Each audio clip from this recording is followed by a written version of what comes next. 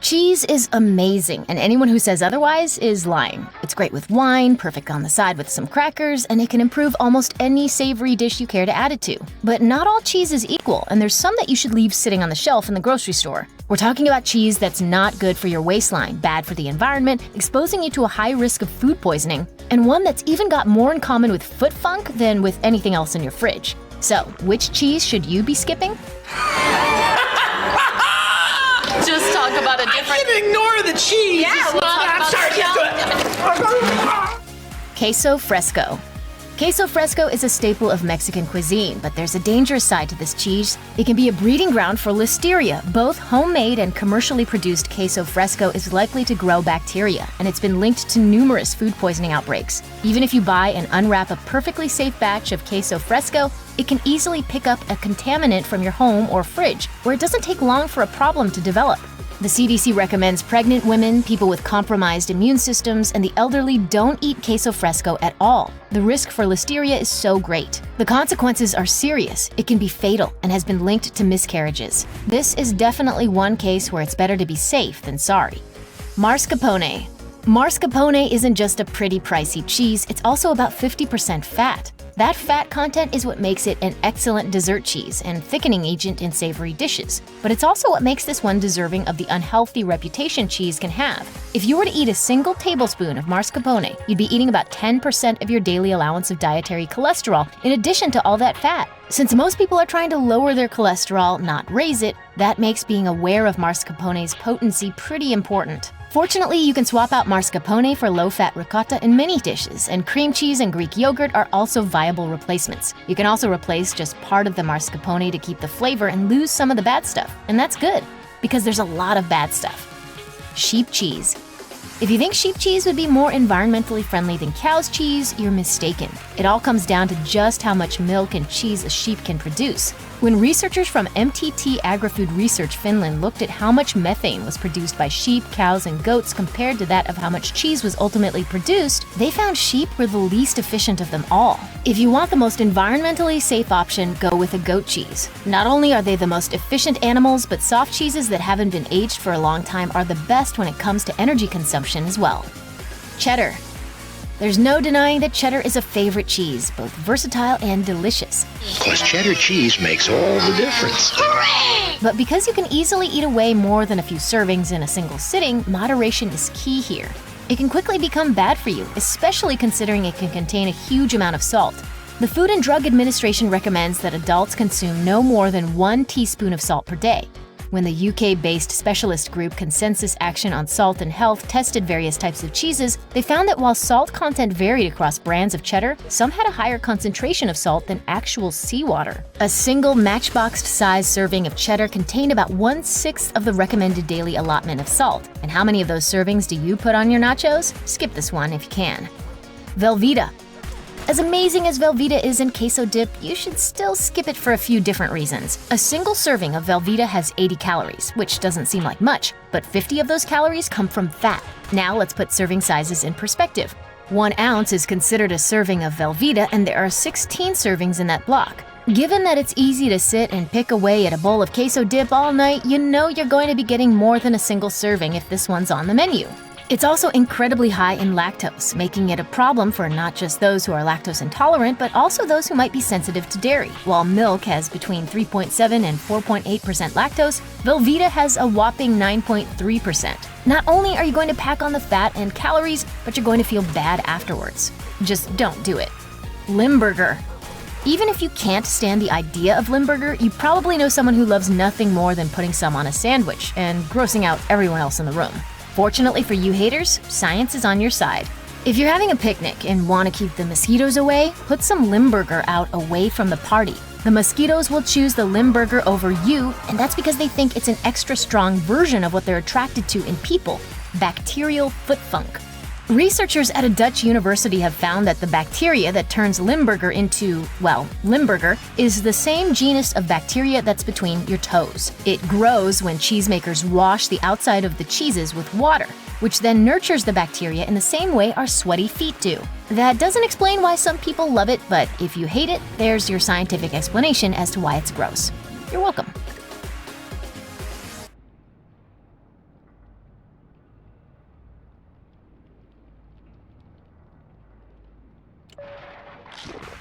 Who could ever turn down a classic hot dog? At best, they're a staple of long, lazy summer days, and at worst, they're suspicious tubes of mystery meat in a casing you probably don't want to ask too many questions about. You know what they make those things out of, huh, Chet? You know? Lips and Mystery meat aside, there are definitely some hot dogs that'll be a hit when they come off any grill, and some you should probably avoid. Let's talk hot dogs, and the ones you should and shouldn't pick up this summer. Banzai.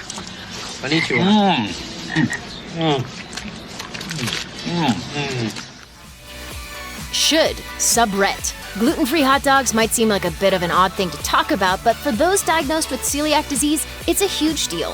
When Very Well Fit put gluten-free hot dogs under the spotlight, they found that they're not all created equal.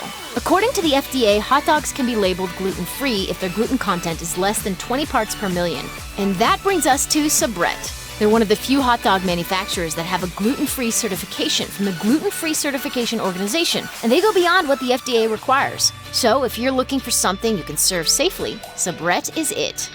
Should. Applegate Farms. In 2015, the World Health Organization declared that processed meats were classified as a Group 1 carcinogen. The official ruling is that problem meats are generally those that have been salted and cured, like most hot dogs, and that's where Applegate Farms hot dogs come in.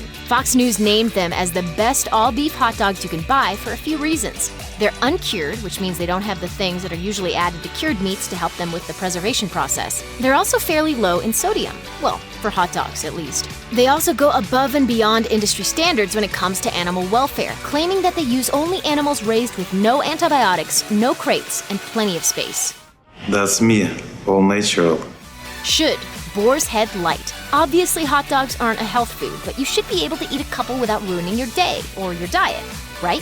One of the healthiest options is Boar's Head Light Beef Frankfurters, a 90-calorie hot dog that only contains 6 grams of fat. That might not sound horribly healthy, but it's one of the best options you're gonna get for a stick of meat. There's another bonus to these too. If the idea of that mechanically separated meat makes you squirm a bit, Insider reports that Boar's Head only uses whole muscle meat. That should make almost anyone feel better about serving up a platter of hot dogs. Should. Trader Joe's uncured chicken dogs. There's another super healthy option buried among the many different kinds of hot dogs, and it's made by Trader Joe's. Their all-natural, uncured chicken hot dogs were named the best chicken hot dog by Health, and it's no wonder. They only contain 60 calories, 250 milligrams of sodium, and 2.5 grams of fat. That's about as good as you're gonna get with a hot dog. Shouldn't. Ballpark. It's alright if you grew up on Ballpark Franks. They're a popular brand. But you're an adult now, and you know better. So let's look at just how bad these are for you. Berkeley Wellness listed them as one of the hot dogs you should definitely pass on because they're filled with fat and sodium. That's just for the standard regular-sized dogs, so you can just imagine what you're getting in the jumbo dogs. Even their lean dogs aren't incredibly friendly when it comes to sodium, so maybe just skip the old favorites and try something new. Shouldn't Oscar Mayer turkey dogs. These make the bad list not just because they're bad for you, but because they're masquerading as being good. You'll probably glance at them, think the lower-fat turkey hot dogs are a good idea, and grab a pack. But they're fairly high-calorie, and they're high in fat and sodium too. In other words, if a healthy grill option is the only thing on your mind, you're better off looking elsewhere. Oscar Mayer's light wieners get an honorable mention here too. Even though they boast that they contain less fat and calories than their heftier cousins, they're still going to set your diet back with 6 grams of fat each.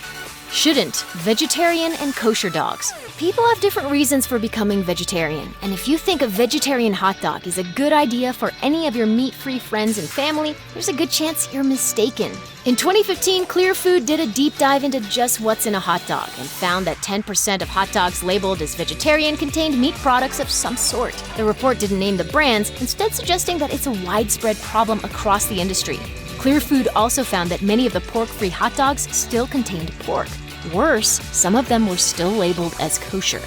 Shouldn't Morningstar corn dogs. Who doesn't love a good deep-fried corn dog? Well, be careful what you get because Morningstar's vegetarian corn dogs come with a whole bunch of extras. These clock in at 150 calories each, and they also have a pretty shocking 470 milligrams of sodium.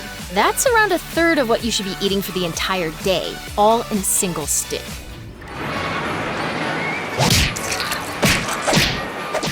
There's another problem here too. Not only are they full of fillers, extenders, and ingredients designed to mimic the texture of meat, they're so heavily processed, those vegetarian ingredients aren't even recognizable anymore.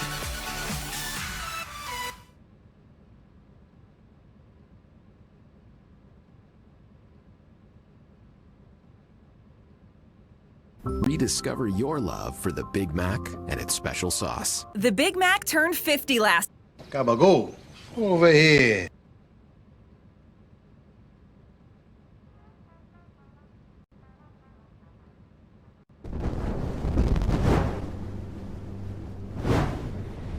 One of the most important topics that students at Hogwarts have to study are goblins and the Goblin Rebellions. I briefly mentioned this in another one of my videos, and many of you asked me to explain it in more detail. Most of this information is scattered throughout many of J.K. Rowling's writings, and of course bits and pieces from the books, and I put it all together to make one cohesive story, which hopefully you guys find interesting. So in this video, I'm going to explain the history of goblins and everything you need to know about the Goblin Rebellions.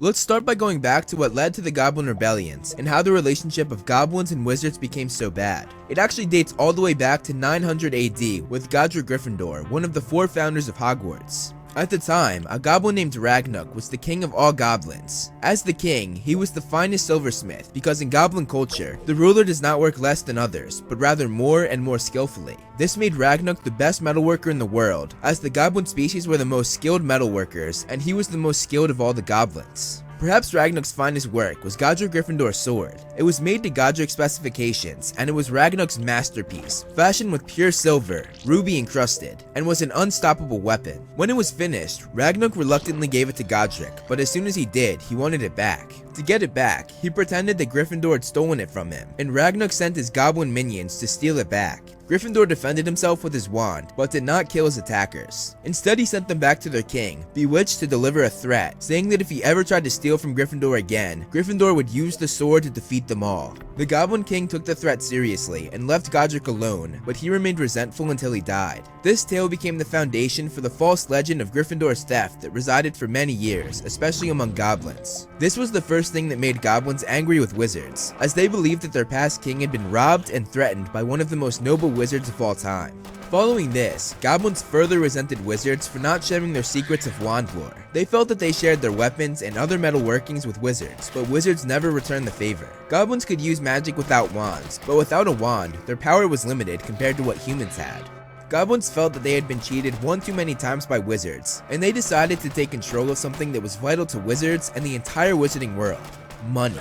Gringotts Bank was originally founded by a goblin named Gringott in 1474. There are more than a few curious things in the vaults at Gringotts. Not only did they control all of the money, but they made it too. They forged galleons, sickles, and knuts, each coin stamped with a serial number identifying the goblin who cast it. Despite this, they still did not get the respect that they felt they deserved when the Wizengamot was formed in 1544. The Wizengamot is Britain's high court of law and parliament for the wizarding community. Once again, the goblins and all other magical beings were left out, which infuriated the goblins even more. More and more tension built between wizards and goblins until all hell broke loose. The first Goblin Rebellion took place in 1612. The goblins, still upset about Gryffindor keeping the sword that Ragnarok made, took the fight to his home turf. The huge battle took place in Hogsmeade, the village right next to Hogwarts, and where the Hogwarts Express would later stop a couple hundred years after that. The fight would later be described as bloody and vicious. Many of the wizards that fought back against the goblins were store and pub owners in the village. They used one of the inns in the village as the wizard headquarters during the course of the First Rebellion. The inn that they used was most likely the Three Broomsticks, as it was as old as Hogsmeade itself. The fight eventually stopped, and everything cooled down for a while. Everyone pretty much lost, and in the process, they caused a lot of damage to Hogsmeade Village. The goblins had gotten it out of their system. They fought back and stood up to wizards, something that they had not done since Ragnarok tried to stand up to Gryffindor almost 700 years before this.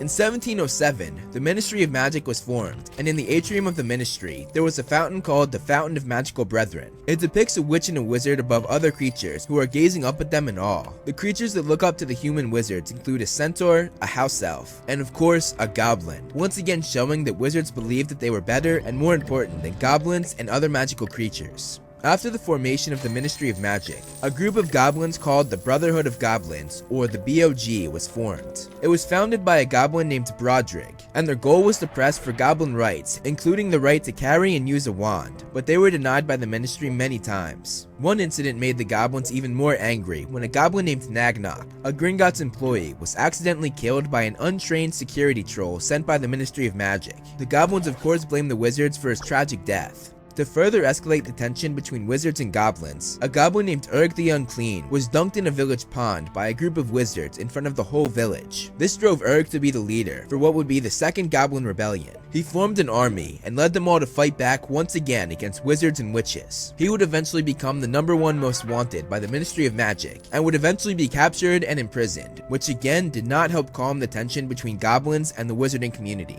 Urg was later featured on a chocolate frog card for his actions and leadership in the rebellion. For the Second Goblin Rebellion, it wasn't just one big battle, but multiple battles that were more thought out and went on for many years. In the beginning, the goblins were winning, forcing Minister for Magic Albert Boot out of office, along with his successor, Basil Flack, who lasted only 2 months in office before resigning. Many say that both of them made the rebellion worse, Boot badly mismanaging it from the start, and Flack allowing the goblins to align themselves with werewolves. Hephaestus Gore took office after Flack, and was able to stop a number of goblin revolts. The goblins being aligned with werewolves was a huge disadvantage to wizards, as they went from fighting 4-foot goblins to fighting 7-foot vicious werewolves.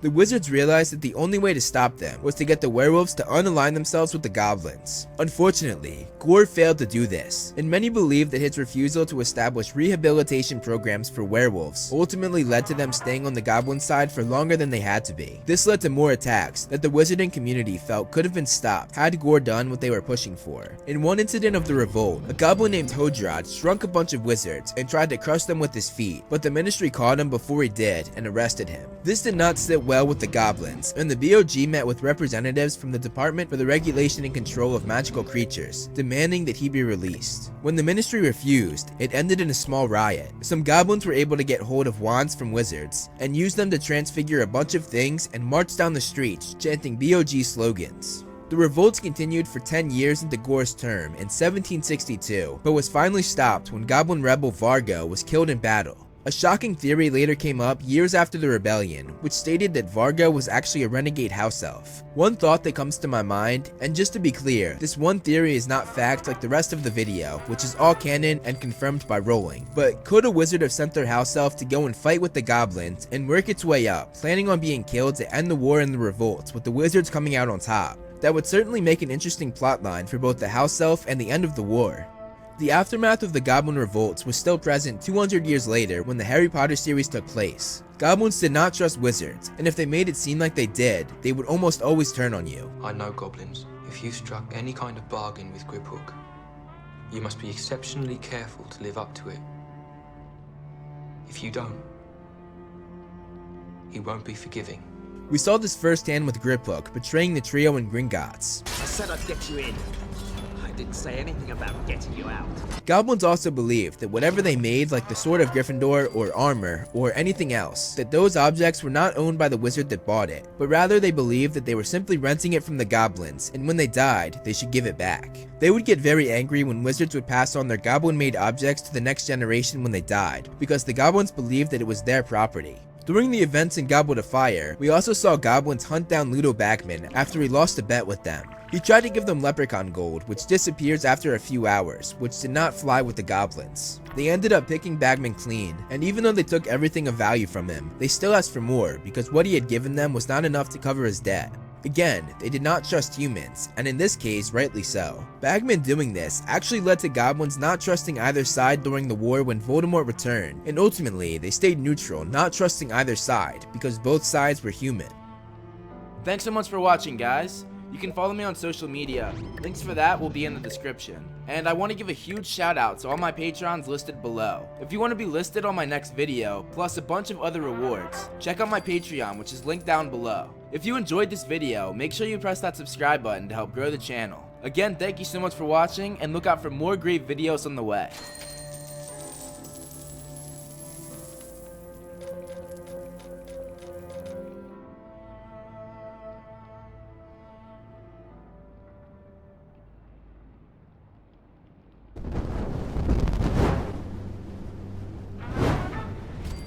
One of the most interesting aspects of the Harry Potter series is how far back its history goes. There are hundreds of years of records for so many different things like wizarding wars, wizarding rulers, and so much more. Rowling has expanded her Harry Potter series well past her main protagonist. In this video, I'm going to look back in history and explain every Minister for Magic from the creation of the British Ministry to the present.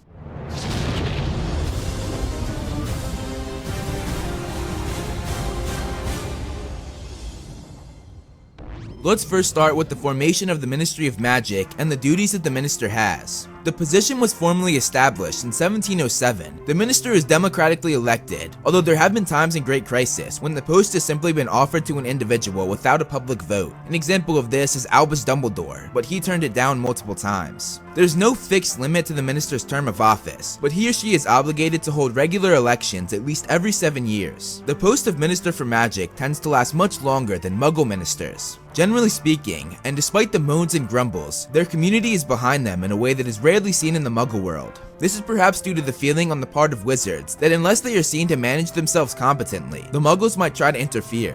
The Muggle Prime Minister sometimes works with the Wizarding Minister in times of great conflict. That being said, while the Muggle Prime Minister does work with them, no Muggle Minister has ever set foot in the Ministry of Magic.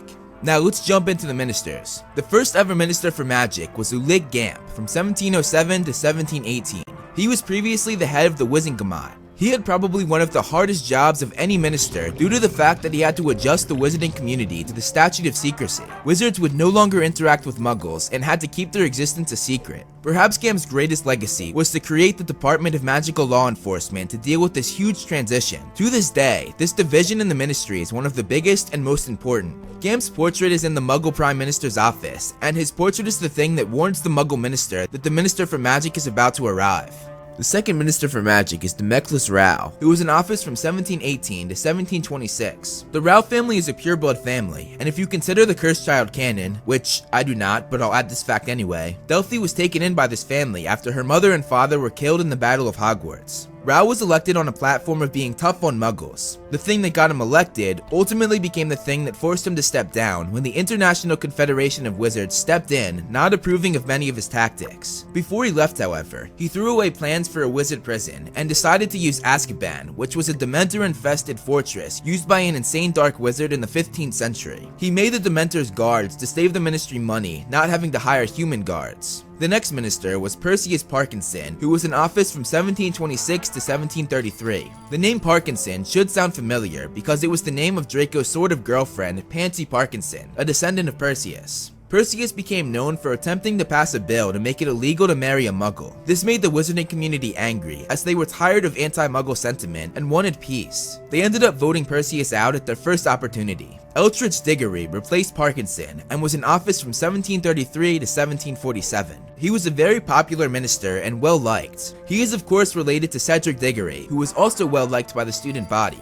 Both met an early end, however, Eldritch dying due to a case of dragonpox. This was made even worse, as he was trying to find an alternative to Azkaban, or at least to get rid of the Dementors, as he had seen the terrible conditions of the prison. But he had died before the committee reached a decision, putting a stop to finding alternatives and leaving Azkaban the way it was. He did leave behind one thing, however. He was the first to establish the Auror recruitment program, and because of him, Aurors, or Dark Wizard Catchers, became vital to the survival of the Ministry and the Wizarding world. In 1747, Albert Boot took office and was there until 1752. We know the Boot family because they played a huge part in the formation of Ilvermorny School of Witchcraft and Wizardry, the American Wizarding School. Albert Boot was likable, but as minister, he was inept. After mismanaging a goblin rebellion, which had terrible consequences for the Wizarding world for many years to come, he resigned from his post. Basil Flack replaced Boot, and he was sworn in 1752 and was out of office the same year. He was the shortest serving minister, lasting only 2 months. Boot's failure to handle the Goblin Rebellion fell on the lap of Flack when the goblins joined forces with werewolves. Flack thought it was too much, and he resigned.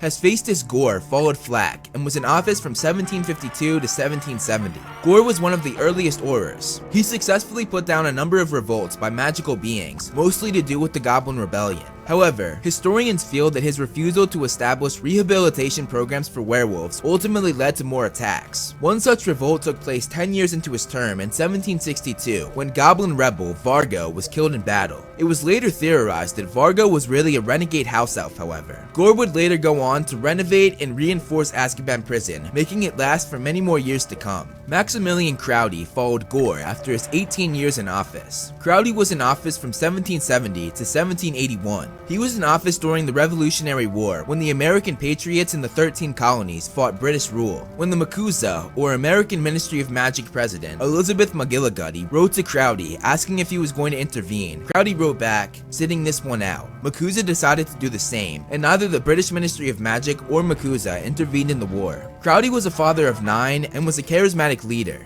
He rooted out several extremist pureblood groups planning Muggle attacks. He died mysteriously, and there have been many theories that the pureblood families that he stopped had a hand in his death. Following Crowdy was Porteous Knatchbull. He was in office from 1781 to 1789. He was called in confidentially in 1782 by the Muggle Prime Minister at the time, Lord North, to see whether he could help with King George III's emerging mental instability. Word leaked that Lord North believed in wizards, and he was forced to resign after a motion of no confidence. Unctuous Osbert took Knatchbull's place in 1789, and he was in office until 1798. His term was somewhat controversial, as he was accused of having been a puppet in the hands of Septimus Malfoy, who controlled him from behind the scenes. He would go on to be remembered for being too influenced by purebloods of wealth and status. Artemisia Lufkin was in office from 1798 to 1811, and she was the first female minister. She established the Department of International Magical Cooperation and lobbied hard and successfully to have a Quidditch World Cup tournament held in Britain during her term.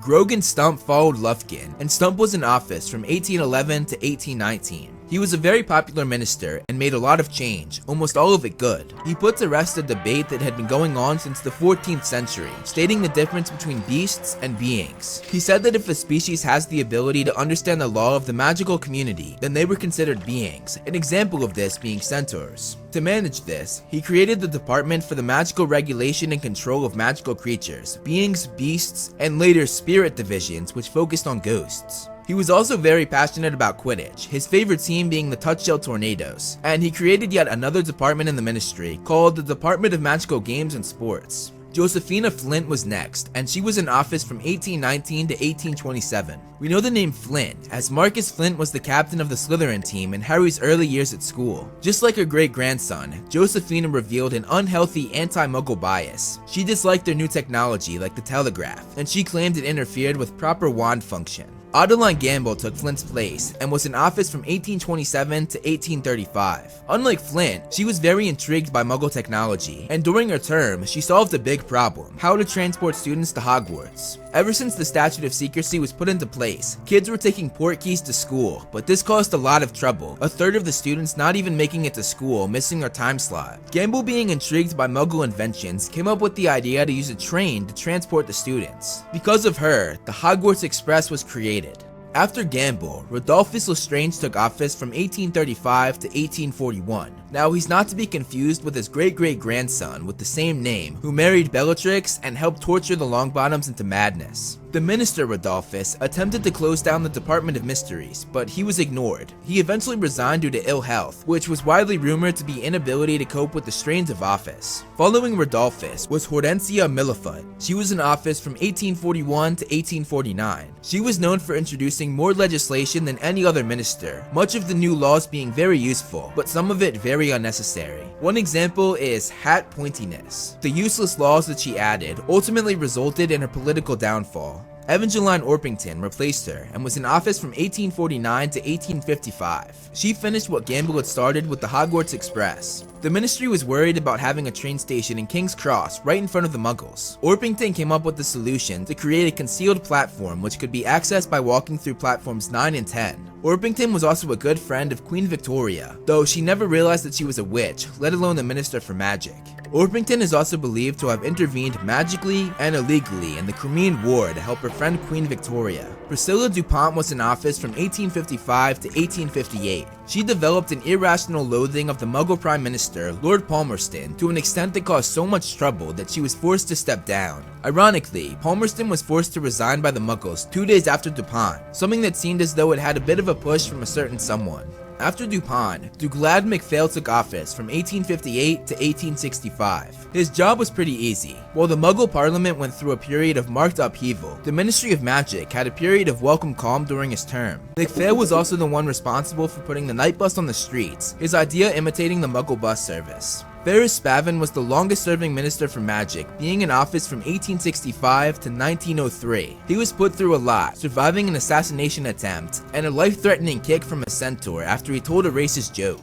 During his time in office, he accomplished a lot, such as the decree for the reasonable restriction of underage sorcery. This made it illegal for underage students to use magic outside of school, and he put in place the Trace, which could track where the magic was being used and if it was a place where an underage witch or wizard lived. When Spavin was 147 years old, the Wizengamot suggested gently that it was time for him to step down. Venusia Crickerly, an ex-Auror, took office after Spavin from 1903 to 1912. She was considered both competent and likable, but she died in a freak gardening accident which involved a mandrake.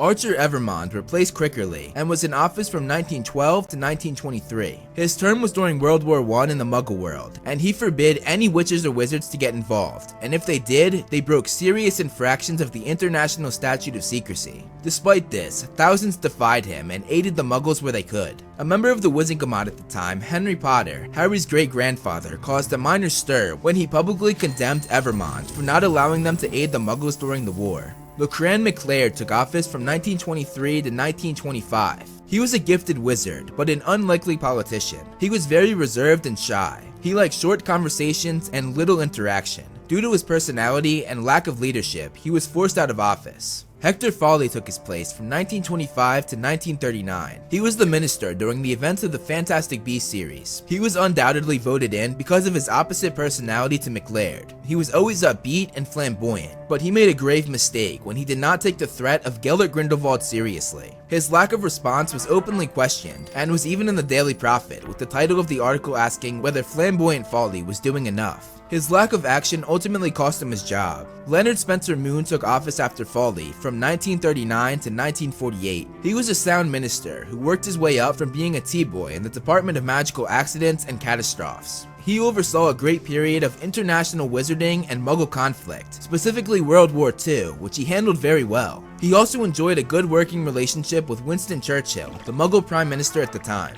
Wilhelmina Tuff came next, and was in office from 1948 to 1959. She was a cheery witch who presided over a period of welcome peace and prosperity, making her job relatively easy. She died in office after having an allergic reaction to wizarding treat, Alahasti flavored fudge. After Tuft died, her son Ignatius Tuft took her place. He capitalized on his mother's popularity to win the election. After he was elected, he promised to create a controversial and dangerous Dementor breeding program, which ultimately led to him being forced out of office after just 3 years. In 1959, Nobby Leach became the first Muggle-born Minister for Magic. His appointment caused a lot of uproar from the old and pureblood ministry workers, many of whom resigned in protest. During his time as minister, England won the 1966 World Cup, and Leach has denied any involvement in them winning, though many believe that he intervened and cheated to help England win. Leach left office after getting a mysterious illness, which Abraxas Malfoy, Draco's grandfather, was believed to be a part of in protest of his Muggle-born status. After Leach's mysterious death, Eugenia Jenkins took his place in 1968 and was in office until 1975. She dealt competently with pureblood riots during Squib Rights marches in the late 60s, but was soon confronted with the first rise of Lord Voldemort. She was seen as incapable of meeting the challenge that Voldemort posed and was kicked out of office. Harold Mincham replaced her and was in office from 1975 to 1980. He pushed back hard against Voldemort and his Death Eaters, even placing more Dementors around Azkaban, but ultimately, he was unable to contain what looked like Voldemort's unstoppable rise to power. Millicent Bagnold took his place and was in office from 1980 to 1990. A year into her term, Voldemort was defeated when he tried to kill Harry Potter and failed. After his defeat, Bagnold struggled to contain the Wizarding World and the Statute of Secrecy, as they were celebrating so much that it was getting the attention of the Muggles. She, however, became known for her famous words, "I assert our inalienable right to party." When she said this, it drew cheers from all those present. After Voldemort vanished, she worked with Barty Crouch Sr. to round up the remaining Death Eaters and lock them up in Azkaban, and they got a huge number of them. When Bagnold retired in 1990, it was unclear who would succeed her. In the early 80s, it seemed as though Barty Crouch Sr. would take her place, but his popularity was tarnished after the scandal in which he sent his own son to Azkaban. Albus Dumbledore also had a lot of popular support to be her successor, but he never expressed any desire to take the minister's job, so Cornelius Fudge took the post instead. Fudge was the minister for most of the Harry Potter series, leading up to the summer before the Half-Blood Prince took place. He will always be known for his idiotic campaign to smear Dumbledore and Harry, who claimed that Voldemort had returned. For a year, Fudge said that they were lying, and made them hated in the eyes of much of the magical community. When it was revealed that Voldemort really had returned, Fudge was forced out of office immediately.